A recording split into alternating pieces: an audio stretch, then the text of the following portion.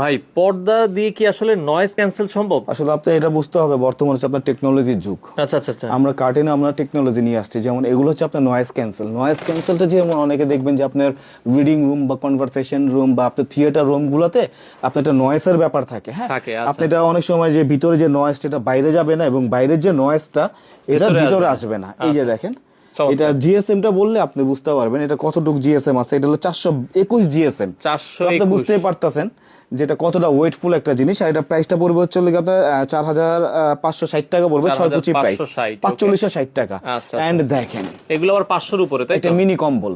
আচ্ছা আচ্ছা আচ্ছা, কম্বল। মিনি কম্বল, এটা 520 জিএসএম। 520 আমাদের থেকে জিএসএম চেক করে কাস্টমার কনফার্ম করতে পারবে। আচ্ছা আচ্ছা আচ্ছা। এটার প্রাইসটা পড়বে হচ্ছে আপনার 7,800 টাকা, 6 কুচির প্রাইস এবং বেবি পিঙ্ক।